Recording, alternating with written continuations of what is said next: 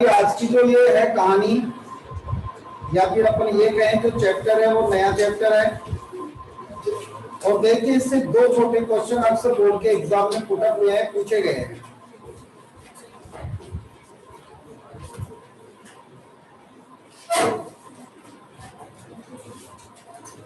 तो आप थोड़ा सा विशेष तौर से देख लें। सबसे पहले बात करें इसकी ये उपलब्ध है।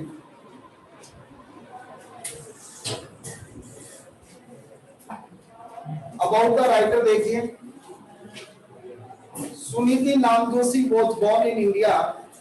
सुनीति नामदोशी का जन्म भारत में हुआ था, बट लेफ्ट फॉर कनाडा, लेकिन बाद में वो कनाडा के लिए चली गई थी।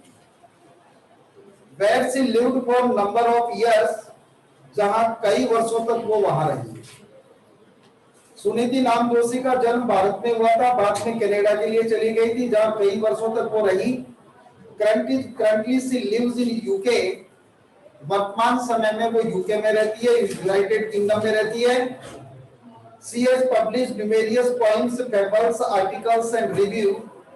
उसने बहुत सारी पुस्तकें लिखी है और एक प्रकार से ये कहते हैं कि काल्पनिक कहानियां जो हंसी के लिए लिखी जाती है वो लिखी है, रिव्यूज, या फिर अपन ये कहें कि बहुत सारा जो वर्क है उसके ऊपर उसने अपना रिव्यू लिखा है। Her books include the conversation of cow 1985। 1985 में उसकी एक पुस्तक प्रकाशित हुई जिसका नाम था कन्वर्सेशन ऑफ काउ, गाय की वार्तालाप। Aditi and one eyed monkey 1986। Aditi और एक आंख वाला बंदर, ये उनकी पुस्तक 1986 में प्रकाशित हुई थी। द ब्लू टंकी फेबल्स, नीले रंग का गधा, इसकी जो ये जो एक प्रकार से पुस्तक थी जो हंसी टिटोली के लिए थी, ये 1988 में प्रकाशित हुई थी। Because of India selected points 1989। 1989 में उसकी एक सिलेक्टेड कविताओं की रचना थी, because of India. And the mother of Mayadip 1989। Mother of Mayadip जो एक संग्रह था उसका, जो 1989 में प्रकाशित हुआ था। अब अपन इस चैप्टर को पढ़े तो चैप्टर से पढ़ने से पहले अपन थोड़ा सा ये देखना है कि आखिर इस चैप्टर की वैल्यू क्या है।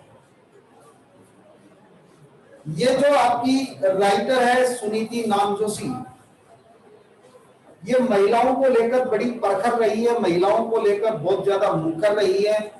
महिलाओं की फ्रीडम और महिलाओं की जो स्वतंत्रता होती है, जो जेंडर इक्वलिटी होती है, उसके ऊपर बहुत ज्यादा बात करती है या बहुत अच्छी बात करती है। इसको बंद कर दो। तो देखिए इसकी जो रचनाएं हैं, उन रचनाओं के अंदर ये क्या करती है कि महिलाओं को फ्रीडम की वकालत करती है, महिलाओं को जेंडर की समानता प्रदान करने की, इक्वलिटी की बात करती है। और वास्तव में एक प्रकार से जो अपन ये कहें कि जो मेल डोमिनेटेड सोसाइटी है, उस सोसाइटी में महिलाएं आज कहां खड़ी है और किस प्रकार की छोटी छोटी अपन एक प्रकार से डिफरेंसेस देखते हैं, तो वो डिफरेंसेस हमारे सोसाइटी में, हमारे समाज में व्याप्त हैं।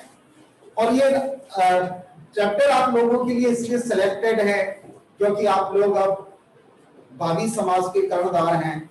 आप ही के भावी जो समाज होगा, उस भावी समाज की बागडोर आपके हाथ में होगी। तो आप किस प्रकार की इन चीजों को, या फिर अपन ये कहें कि ये छोटी छोटी जो डिफरेंसेस हैं, एक बार आप इनको हटाकर और फिर इक्वलिटी का काम करें, इसलिए ये चैप्टर आपके लिए यूज किया गया। और देखिए फीलिंग्स और इमोशंस सिर्फ ह्यूमंस की होती है, ह्यूमन बीइंग्स की होती है। आप ये नहीं कह सकते कि सब फीलिंग्स और इमोशंस सिर्फ मेल्स की होती है, फीमेल्स की नहीं होती, या फीमेल्स की होती है, मेल्स की नहीं होती। ऐसा कभी नहीं होगा। Try to understand the story that has been selected here for you. A girl played on her guitar. Chapter का नाम है, स्टोरी का नाम है द गिटार प्लेयर, गिटार बजाने वाला या बजाने वाली। A girl played on her guitar. एक लड़की अपना गिटार बजाती थी, एक लड़की अपना गिटार बजाती थी। And it so happened that someone passing by listened and fell in love with her. और कोई भी राहगीर, गुजरने वाला राहगीर उधर से गुजरता, कोई भी व्यक्ति रास्ते से गुजरता और यदि उसके कानों में उसका संगीत पड़ जाता तो उस गुजरने वाले राहगीर को उस लड़की से प्यार हो जाता। ये उसके संगीत की खासियत है। जब मैं चैप्टर समझा रहा हूं तो आप बोलेंगे नहीं।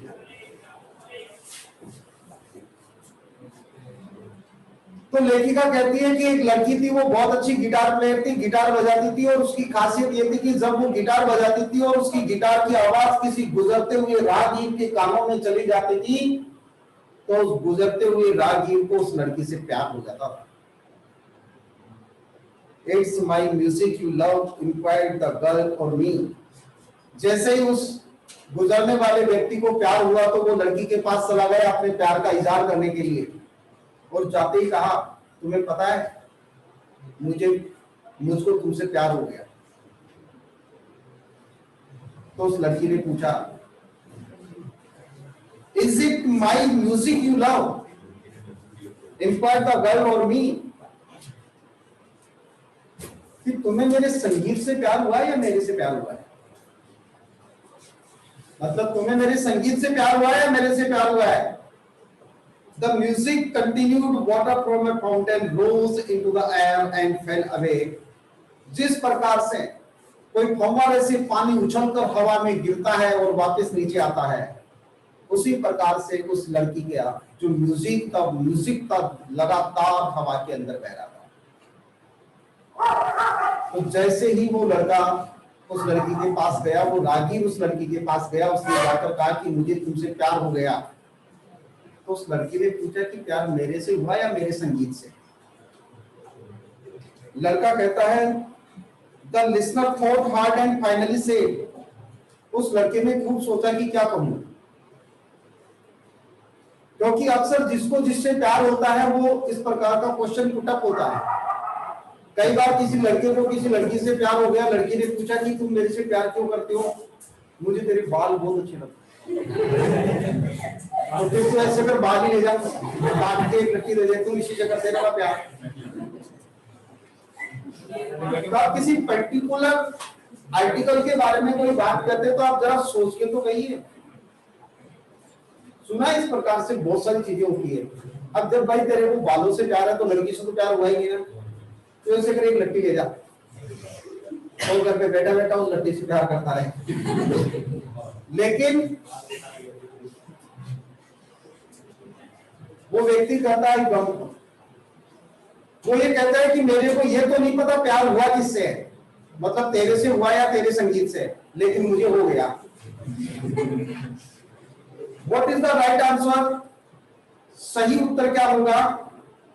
सेम टेल यू, क्या तुम मुझे सही उत्तर नहीं बताओगे? मुझे हो गया कह रहे हो, क्या तुम मुझे सही उत्तर नहीं बताओगे कि प्यार मेरे से हुआ है या मेरे संगीत से हुआ है?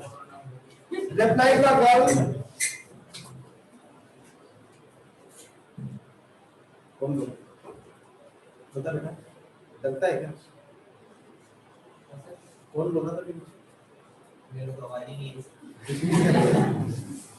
मैं सीधा हो रहा था, जैसा है वैसा है बेटा, ज्यादा सीधा मत। But that isn't it. क्या तुम मुझे सही जवाब नहीं बताओगे? And she went on playing. वो अपना संगीत बजाती रही और उसने कहा कि ये जवाब नहीं हुआ। उसने कहा कि मुझे ये तो नहीं पता प्यार हुआ किससे, लेकिन हुआ है। वो लड़की कहती है कि ये सही जवाब नहीं है। Soon another passers-by happened to see her and also fell in love. तभी क्या हुआ कि कोई दूसरा राहगीर उधर से गुजर रहा था, उसने उसका म्यूजिक सुन लिया और अब उस दूसरे वाले को प्यार हो गया। वो भी उस लड़की के पास आ गया और आकर बोलो मत यार, चैप्टर को समझ लो, ये कोई प्यार मोहब्बत की कहानी नहीं सुना रहा हूं तुम्हें, और तुम्हारी औकात जानता हूं मैं कितनी है। या इसको स्पीडली पढ़ा के बंद कर दूं? नहीं समझाऊं? 1 मिनट में बैठकर ये हो गया एक्साइटेड और सब प्यार मोहब्बत की बातें होती हैं। चल मेरे पांव पे खड़े नहीं रह सकते। जब मैं बार बार ये कह रहा हूँ कि जो भी चैप्टर पढ़ाया जा रहा है वो बोर्ड के एग्जाम के मद्देनजर पढ़ाया जा रहा है। हमारे पास आधे से ज्यादा टाइम कोरोना के चक्कर में चला गया, बाकी का जो टाइम है उसको पढ़ लो, ढंग से पढ़ लो। इनकी इमोशंस प्रकट हो रही है साहब।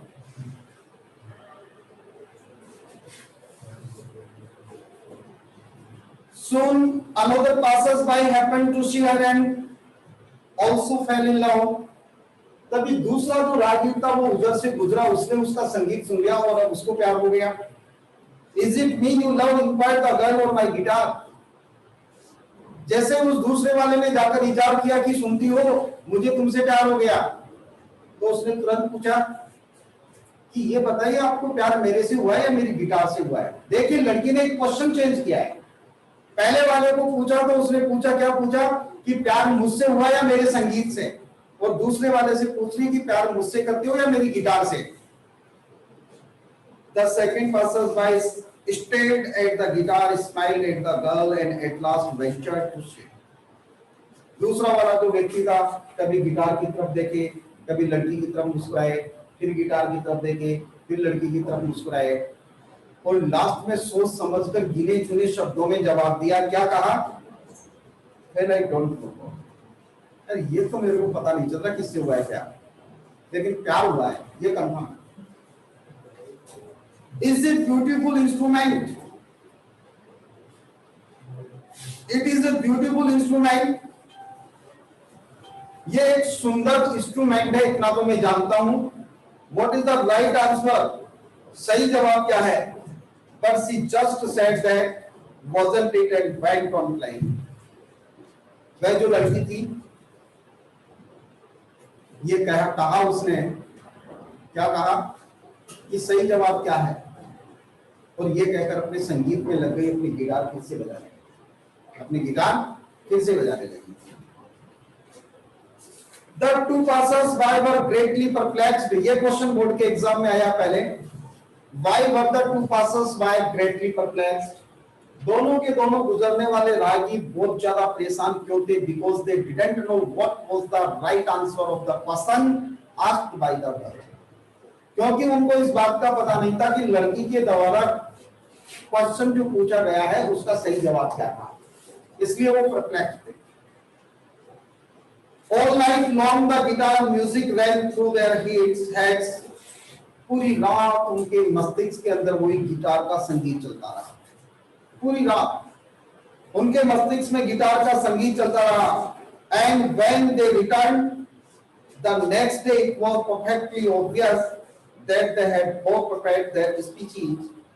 अगले दिन दोनों तैयार होकर जब वापस लड़की के पास गए तो दोनों अपना उत्तर देने के लिए तैयार थे, मतलब प्रिपेयर होकर गए थे कि मुझे क्या कहना है और मुझे क्या कहना है। पूरी रात भर उन्होंने सोचा दोनों ने। I would love you declared the first. पहले वाले व्यक्ति ने कहा कि सुनो मैं सिर्फ तुमसे प्यार करता हूं। उस लड़की को कहा कि मैं तुमसे प्यार करता हूं।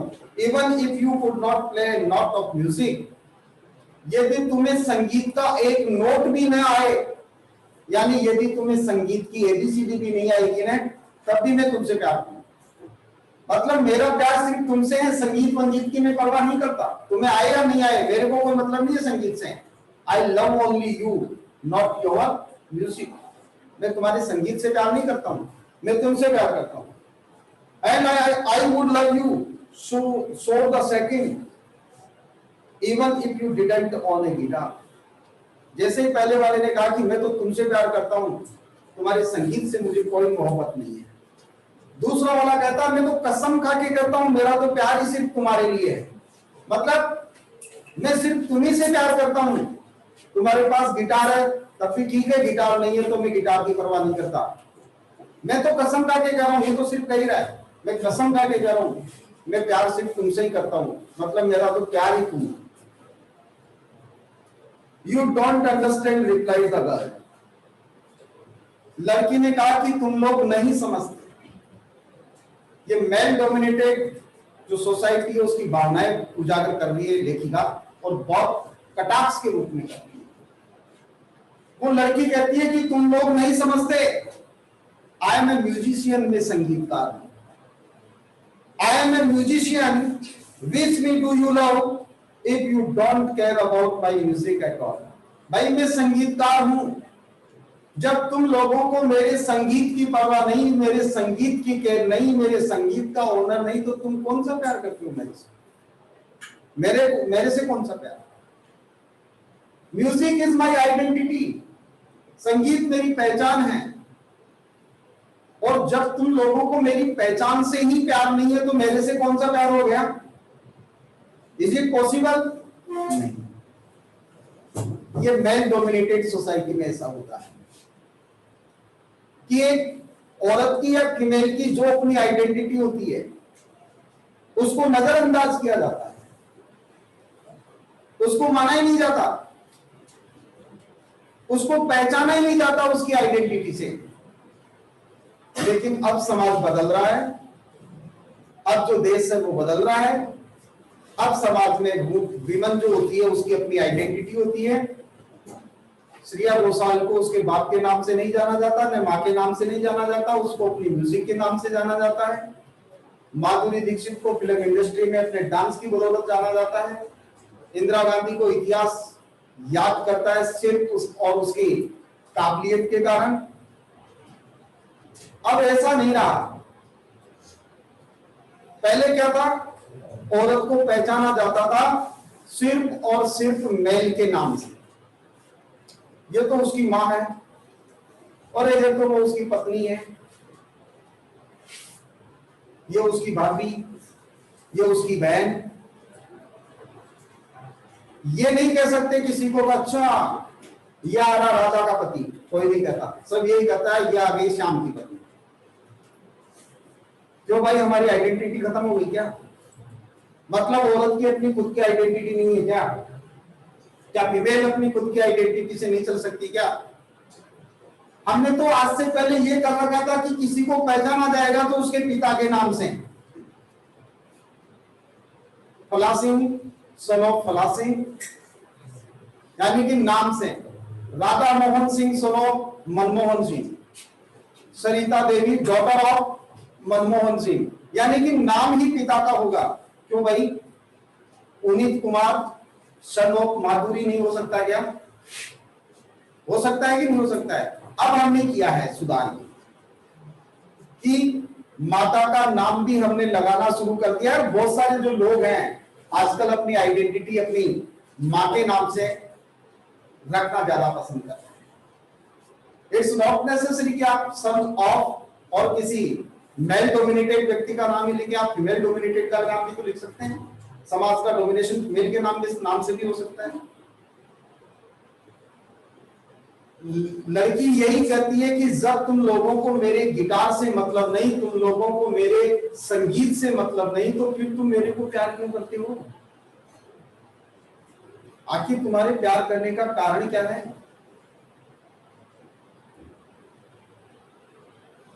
ये जो बातें होती है, जो बाहरी बातें हैं, जैसे कि अभी मैंने कहा कि तुम्हारे बाल अच्छे हैं, तुम्हारी चाल अच्छी है, तुम हंसती बहुत अच्छा हो, ये प्यार करने के तरीके नहीं होते फिर, या फिर ये मायने नहीं होते कि आप इनके आधार पर किसी लड़की को प्यार करो, या वो लड़की इस चीज को एक्सेप्ट करे कि मैं बहुत अच्छा हंसती हूँ, या स्माइल मेरी अच्छी है, या फिर मेरे बाल अच्छे हैं, मेरी चाल अच्छी है, इसलिए लड़का मेरे को प्यार करता है, इससे मेरे को प्यार करना चाहिए।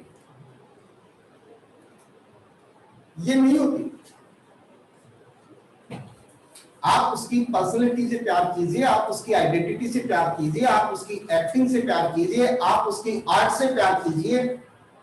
और यदि आप उसकी आर्ट का सम्मान नहीं कर सकते तो फिर आप उससे कोई प्यार नहीं करते। ये सिर्फ आपका छलावा है, दिखावा है, फालतू की बात है।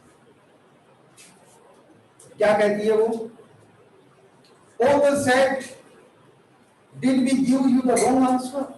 जैसे ही उस लड़की ने कहा कि जब तुम लोगों को मेरे गिटार से, मेरी म्यूजिक से मतलब नहीं है तो तुम कैसा प्यार करते हो, तो दोनों ने कहा अच्छा इसका मतलब क्या हमने तेरे को गलत उत्तर दिया है? Yes replied the girl. लड़की ने कहा गलत उत्तर दिया है। Well what is the right answer? उन्होंने कहा कि सही उत्तर बता क्या है। और what was the correct answer for the question? ये बोर्ड के एग्जाम में पूछा जाने वाला क्वेश्चन है। You must love me. You की जगह वन कर देना। You must love me altogether, just as I am. All my gifts, all my possessions, everything I have been and ever shall be from now on.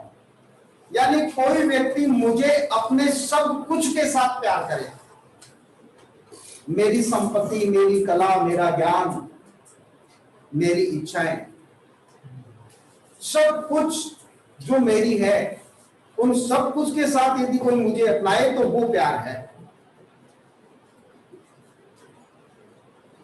प्यार में सारी चीजें जायज होनी चाहिए। आप प्यार करते हैं, किसी को ये नहीं कर सकते कि देखा मेरे को तेरी ये बात अच्छी नहीं लगती, ये बात मेरी आइडेंटिटी है भाई, मेरी पहचान है। I am fond of this thing, मैं इस बात की शौकीन हूं, ये बात मुझे अच्छी लगती है, और तू मेरे से प्यार करता है तो तुझे भी अच्छी लगनी चाहिए। और नहीं लगता इसका मतलब कि तेरा काहे का प्यार, क्यों जबरदस्ती चिल्ला रहा है प्यार करता हूं प्यार करता हूं, इसका मतलब तू करता ही नहीं प्यार। प्यार यदि करता होता तो मेरी आर्ट, मेरी आइडेंटिटी, मेरी कैपेसिटी, मेरी कैपेबिलिटी जो भी है, मैं जैसी भी हूं, उन समस्त मेरे गुणों और अवगुणों के साथ कोई मुझे प्यार करे। एक लड़की की हाइट अच्छी है, स्माइल अच्छी है, लेकिन बोलती बहुत है। अब जो मेरी हाइट को पसंद करता है, मेरी स्माइल को पसंद करता है, वो मेरी टॉकेटिवनेस को भी तो पसंद करे।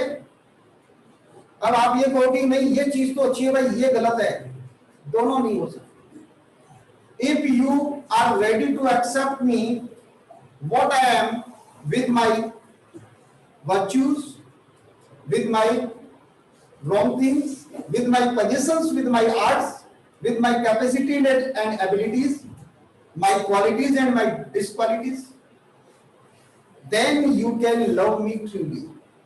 वही सच्चा प्यार होता है, और उसी को आप सच्चा प्यार कह सकते हैं। But that's impossible, they cried out together. लेकिन दोनों के दोनों जोर से चिल्लाए, ये तो हो ही नहीं सकता, ये नहीं हो सकता, हम तो बस तेरे से प्यार करते हैं, म्यूजिक, गिटार, ये हमें पसंद नहीं। आपने देखा होगा हमारे समाज में ऐसी बहुत सारे उदाहरण होते हैं। लड़की को देखने के लिए आए लड़के वाले, लड़की क्या करती है जी, लड़की कोई कंपनी में काम करती है साहब, 35-40 हजार रुपए महीने के कमाती है। देखो जी हमें सब बातें मंजूर है, लड़की आपकी पसंद है, सारी बातें सही है, लेकिन हम इसको कंपनी में काम नहीं करने देंगे। क्यों भाई? नहीं जी देखो कंपनी में, हम तो घर में ही करवा लेंगे। ये कौन सी बात होगी? लड़की की पसंद है, उसकी इच्छा है, उसकी आइडेंटिटी है, उसकी अपनी अर्निंग्स है। She has the capability, she has the ability to work in a company and earn something on his own base. She is the able to stand on her own legs. आप उसको भाई क्यों रोक रहे हैं? नहीं जी देखो वो तो सारी बातें सही है, आप पूछ लो लड़की से, ये मंजूर हो तो हम करवा देंगे। ये हमारी आजकल क्या बन गई समाज में। हमने वास्तव में देखा जाए तो आप जरा सोचिए, क्या ये सही है? आप किसी कंपनी में काम करते हो और कोई लड़की शादी करने से पहले ये कहे कि लड़का क्या करता है, कि लड़का तो जो है वो कोई इन्फोसिस कंपनी है उसमें काम करता है, कि देखो कि वो तो सब कुछ ठीक है, बाकी मैं लड़की को कंपनी में काम नहीं करने दूंगी। तो कि बस उसको काम ही करना है तो किचन में ही कर ले, कपड़े धो ले, वॉशरूम में झाड़ू पोछा कर ले, घर पे ही, क्योंकि इन्फोसिस में तो मैं भी काम करती हूँ।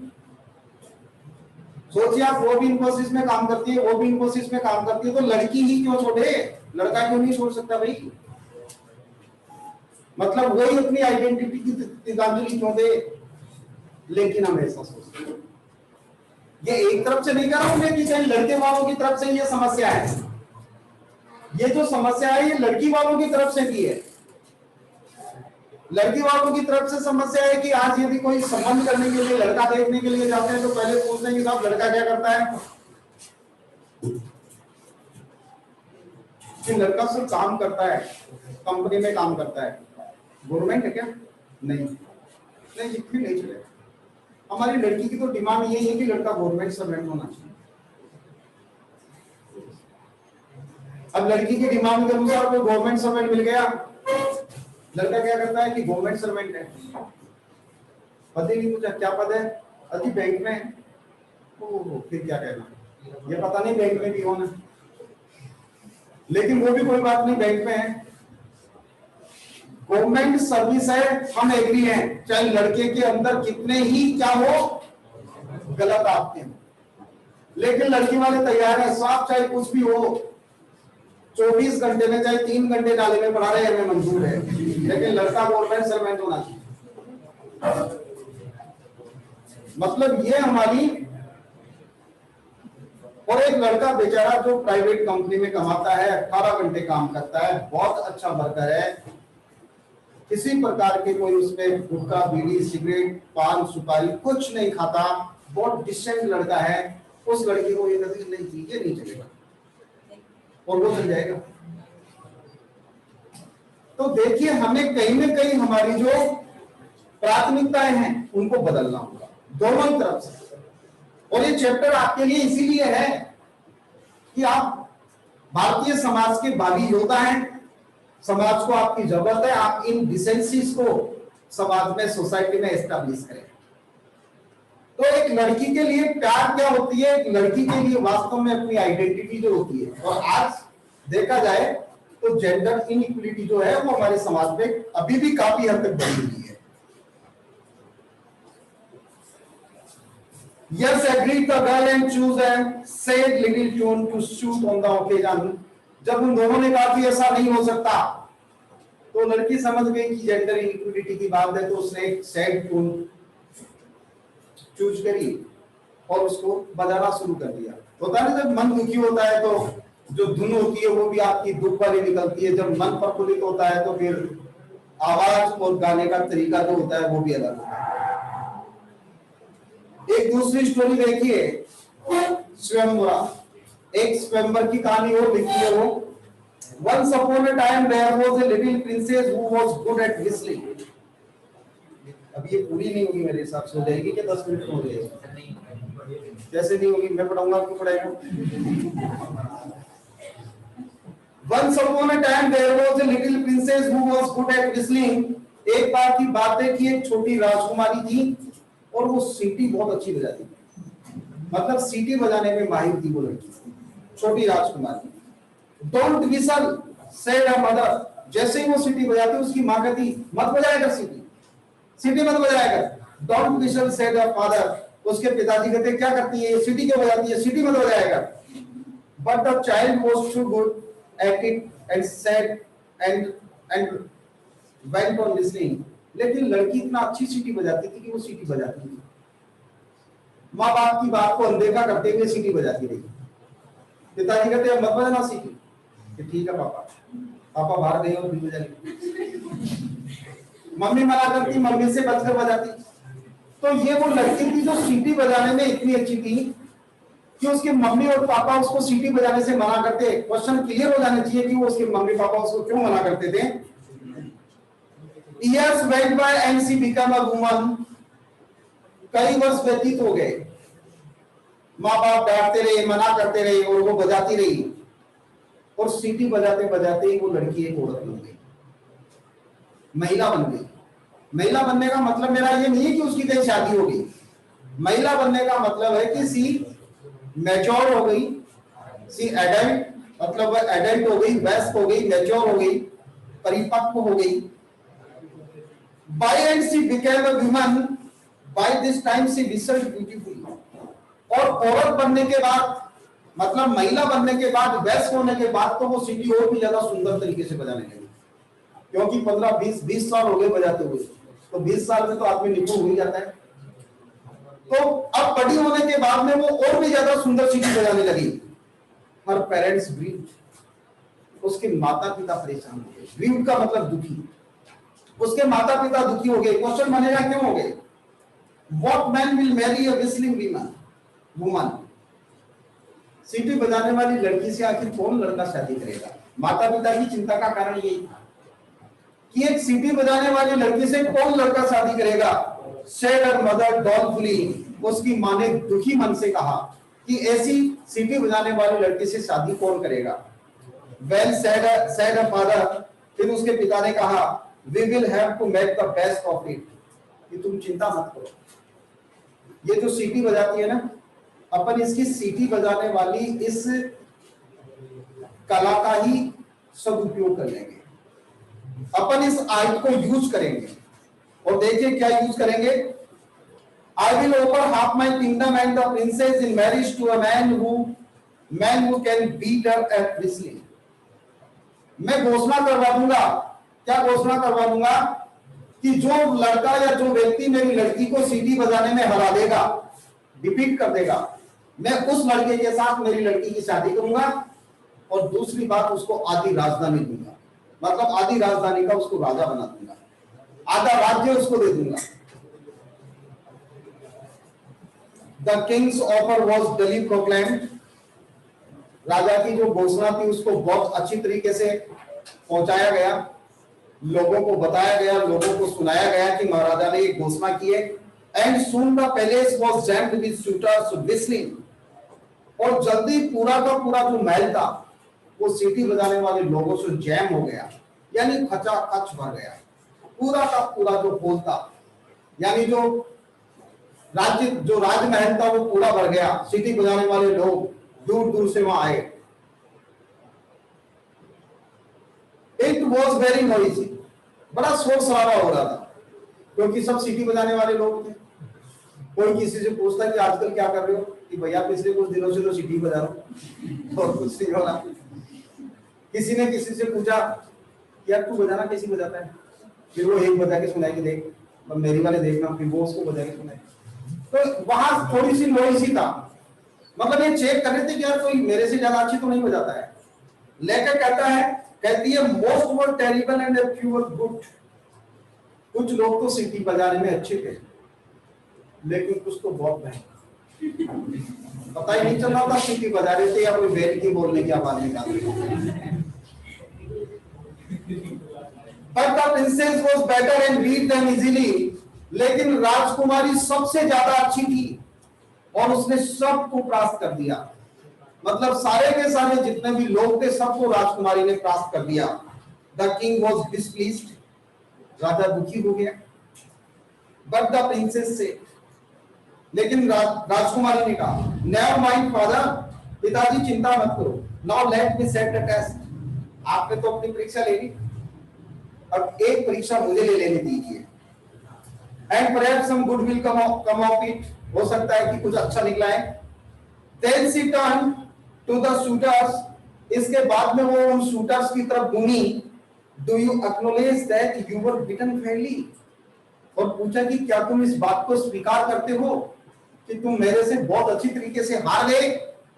No, they all lost। जितने भी शूटर्स थे all of except one। एक व्यक्ति को छोड़कर सारे के सारे खड़े हो गए। सबने चिल्लाकर कहा कि नहीं, हो ही नहीं सकता, लड़की से तो हम आज तक नहीं आ रहे,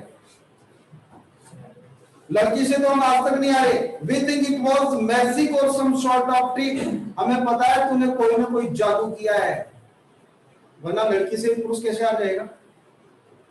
It's impossible। हो ही नहीं सकता, कोई लड़का लड़की से कैसे आ जाएगा। क्यों भाई, क्यों नहीं आ सकता, क्यों नहीं आ सकता लड़की से लड़का। Yes, yes, she said। तो सारे के सारे बोले कि नहीं, हम नहीं आ सकते। गांव में एक वो कहावत है, आपने सुनी होगी कि एक व्यक्ति नीचे पड़ा है, दूसरा व्यक्ति उसको पीट रहा है, उसके ऊपर पड़ा है, और ऊपर बैठा बैठा उसको पीट रहा है, और फिर भी वो नीचे वाला है वो टांग ऊपर करके वो कहता है कि देख ऊपर तो बेटा मैं ही हूं।